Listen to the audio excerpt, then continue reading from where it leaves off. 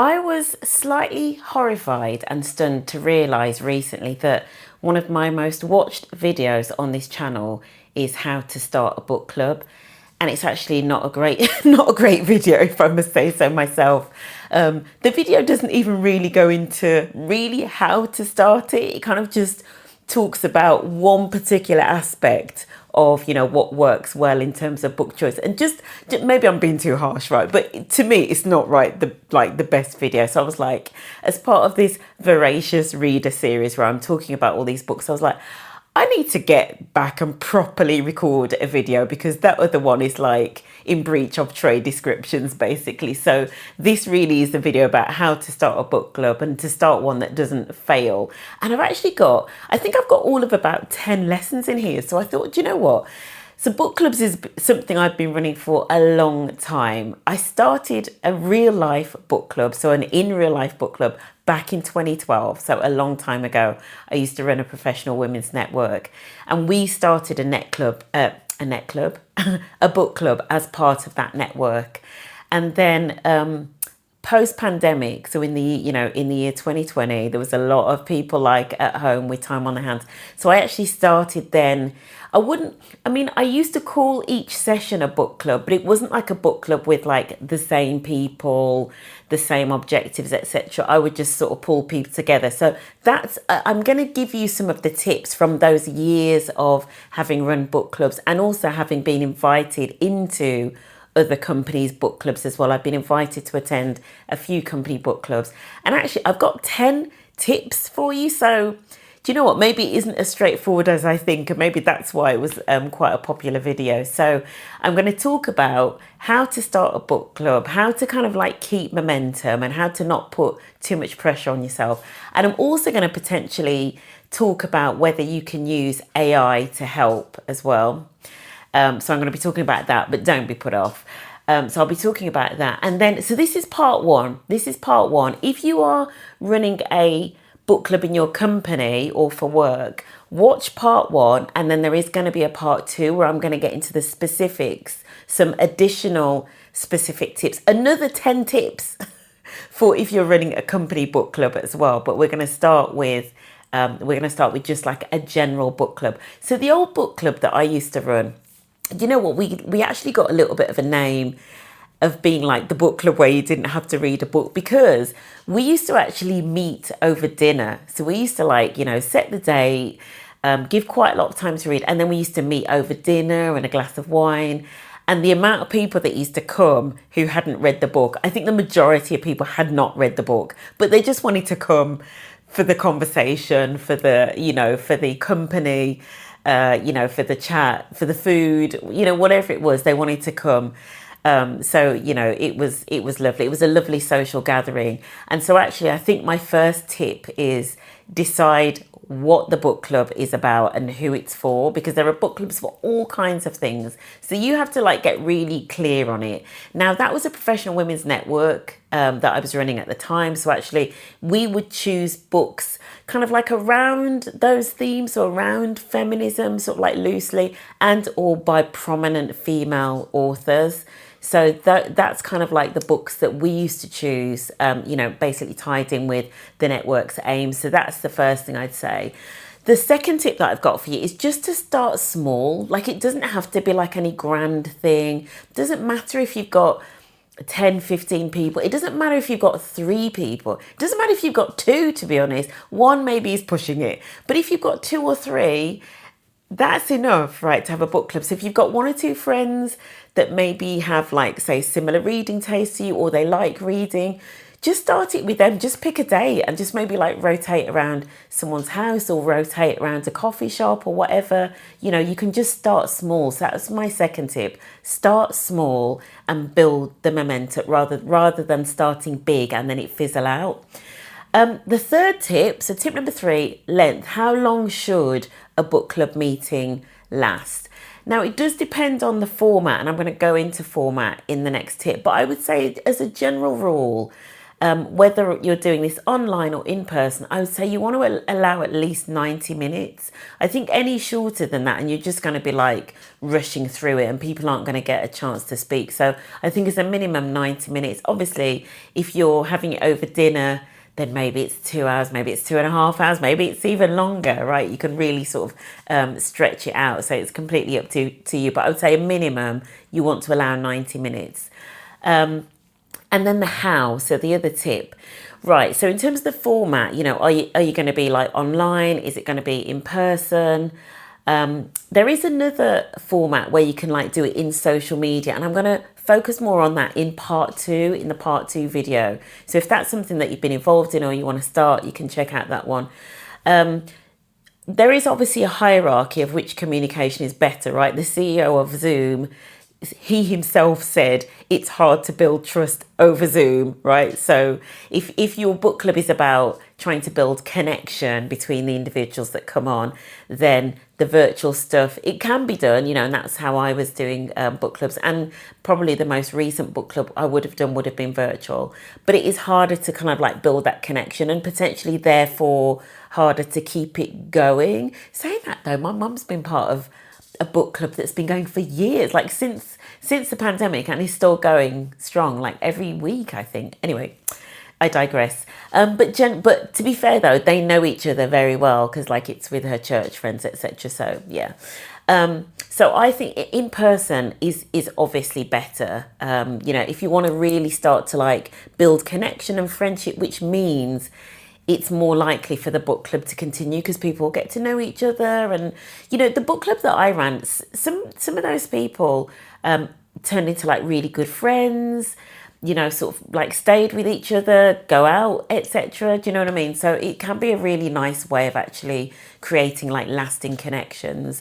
So definitely think about the format that you want to use, but I do think that you've got more of a chance of it sticking if it's in person rather than being virtual. Pick a genre or a style or a theme that you go for. Certainly the book club that I ran for many, many years. You see, now I love nonfiction, as you'll know if you're kind of like consuming some of this playlist. I love nonfiction. But in my experience, I'm kind of in the minority when it comes to book club readers, and a lot of book club readers prefer fiction, or at least they seem to be easier to get people to read them and actually finish them. So I guess it's that thing of a story. When you want to know what happens at the end of a story, you're more likely to pick the book up when you put it down, whereas it's just harder with non-fiction. But pick a genre or a style or a theme. This obviously links to your objectives, but regardless of your objectives, you could potentially dip around different genres and styles and themes. You don't have to stick only to fiction or to non-fiction just because of the objectives. You can still come at it using different styles of books. Well, in fact, one of my favourite books, although I say I'm not a big fan of fiction, and this was something that I said in the old video, one of my favourite book club books in terms of fiction was the Stieg Larsson trilogy of The Girl with the Dragon Tattoo. Absolutely loved it. Great book. I think there was also a film of it. I think there might have been 2 films of it. Anyway, there was a film with Daniel Craig, I want to say, playing Stieg Larsson, and Runa Mari, maybe. I probably butchered that name. I probably got the name wrong, but yeah, really good film actually. I think part of the reason potentially that I did like that story though, and so as I said, this was a women's book club, so we picked that book because that book was originally called Men Who Hate Women. So actually a lot of the thread of the book was around misogyny, trafficking of women, etc. It was actually quite dark, and there's a little bit of conspiracy theory around that book because Stieg Larsson died quite early in years. Apparently, I think he died of a heart attack, but there's an alternative conspiracy theory about how he died, basically because of his politics and things like that. So, and as you can see, I went down that rabbit hole, and that's probably part of the reason that I loved that book, right? But in terms of, so that is a popular genre, crime fiction. Sorry, I meant to say, in terms of the most popular genre that I've seen in the book club was thrillers, crime fiction, that type of thing tended to work really, really well. So if you're just doing like a general book club, where you can read any sort of like fiction, that seemed to like get people really interested and get them finishing the book. Right, post-pandemic, pop-up book clubs. So my next tip actually is don't lock in a cadence. So don't say, right, I'm launching the Sheryl book club and we're going to meet every month and da, da, da. Don't lock in the cadence. So post-pandemic, I can't even count how many, I've done several book clubs. When I get really passionate about a book, and some of them are behind me, that's why they're behind me, I will be like, right, I'm going to find some of the people that also are really interested in this book, and I'm just going to run a book club. Like, and this isn't, there's one or two individuals that I always invite to it, and they know who they are because I like the way that they think, and I know that they're into like kind of like learning in this way. But apart from that, I'll just invite anybody that I think might be interested, like in my circle or off LinkedIn or whatever.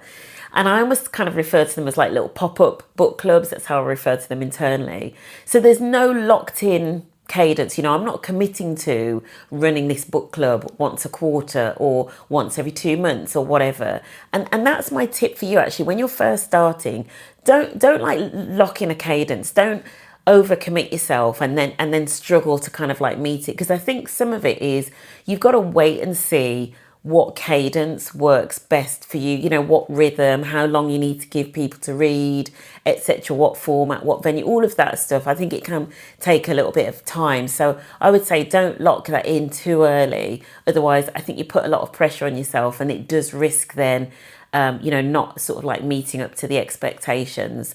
Okay, tip number 7, finding your people. Use social media to find people. So, there's different ways of inviting people. You can use Eventbrite. We used to do that, but as a network, we used to post all of our events on Eventbrite, of which the book clubs were one. So I would say you can use social media to find people. I use LinkedIn.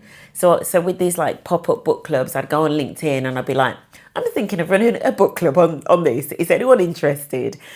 Or sometimes if it, for example, it's a book that had recently come out, I would literally just search for that book title and see who was talking about it on LinkedIn. And then I'd reach out to them and say, I'm running a book club. Are you interested in joining?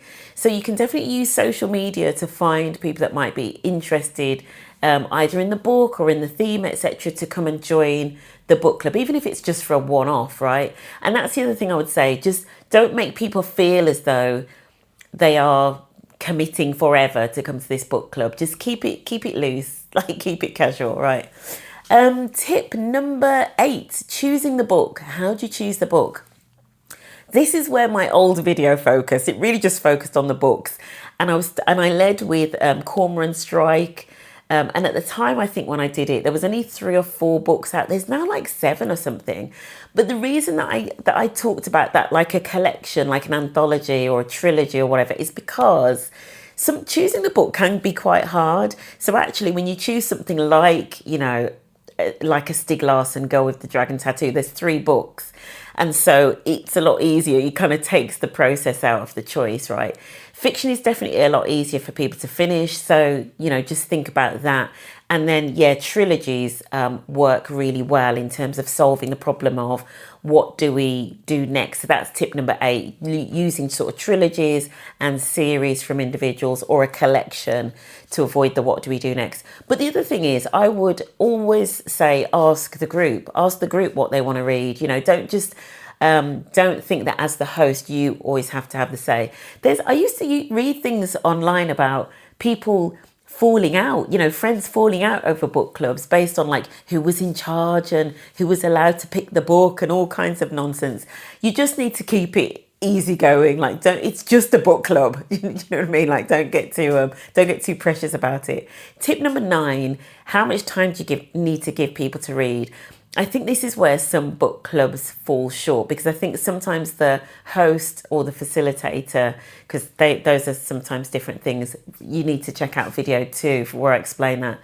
But sometimes if, for example, the host or the person that started the book club, if you're the sort of person that gets through a book really quickly, like you get through a book in a week, then you're like, oh, I can just give people, 2 or 3 weeks to read that book, or a month even. That should be long enough.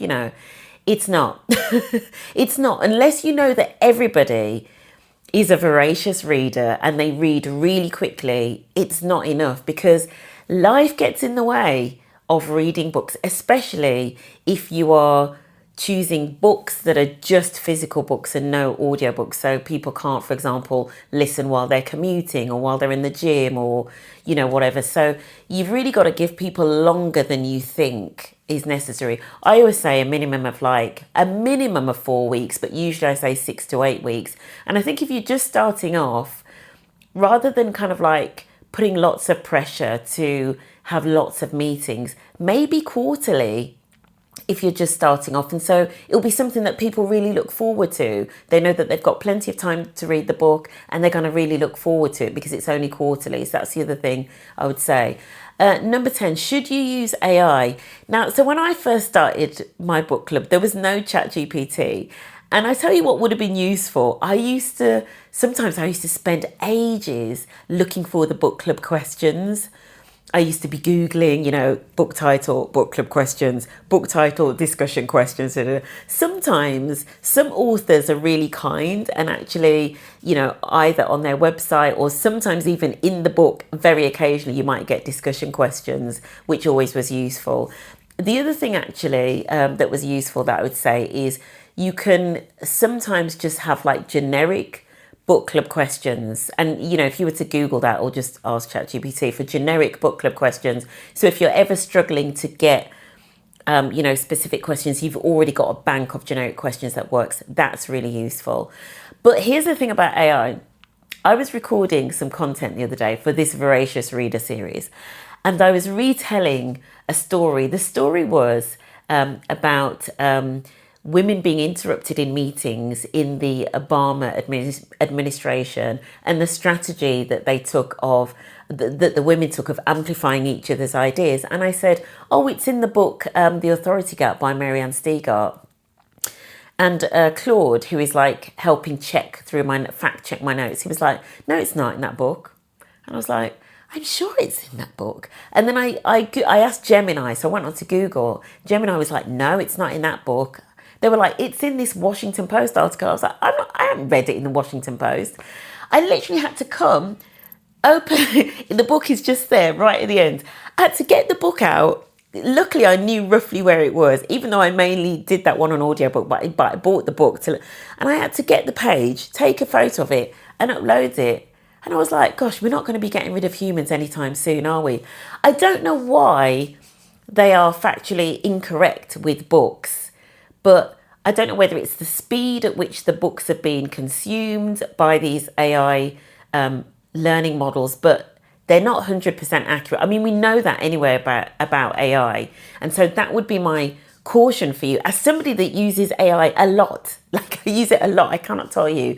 But in terms of level of accuracy for something detailed book club questions, or even book club questions that really get into really impactful, insightful, meaningful questions, I would not trust AI to do that. And I use it a lot. I use it a hell of a lot. If you are the facilitator, which is different to the host, which I'll cover in part 2 video, you need to read the book. You need to read the book. If you're struggling to get through the book, you need to listen to it on audiobook.